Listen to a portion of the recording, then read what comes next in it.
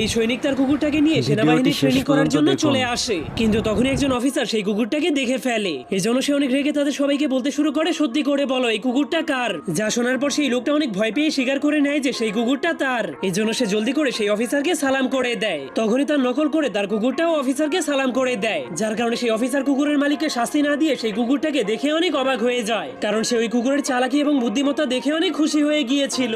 এই জন্য সে ওই লোকটাকে তার কুকুরটাকে নিজের সাথে রাখার অনুমতি দিয়ে দেয়, যার ফলে এরপর থেকে সেই কুকুরটাও আর্মিদের সাথে ট্রেনিং নিতে শুরু করে। তখন কুকুরটা কিছুদিনের মধ্যেই আর্মিদের মতো হাঁটা এবং আর্মিদের মতো কোনো নড়াচড়া না করে দাঁড়িয়ে থাকাও শিখে যায়। এমনকি সে 5 কিলোমিটার দৌড়ানোর পর আর্মিদের মতোই কাঁটাযুক্ত তারের নিচ দিয়ে পার হয়ে যেতে পারতো। আর সে গুলির আওয়াজ এবং বমের আওয়াজকেও একদমই ভয় পেত না। প্রতিবারই শুটিং প্র্যাকটিস করার পর সে নিজে গিয়ে নিশানার কাগজগুলোকে নিয়ে আসতো, যাতে করে সৈনিকেরা নিজেদের পারফরমেন্স দেখতে পারে। কিন্তু অফিসার যখন সেই কুকুরটার সাথে কথা বলছিল, তখন সে জানতে পারে তাদের দেশে ভয়ঙ্কর যুদ্ধ শুরু হয়ে গিয়েছে। এজন্য কুকুরটা তার মালিক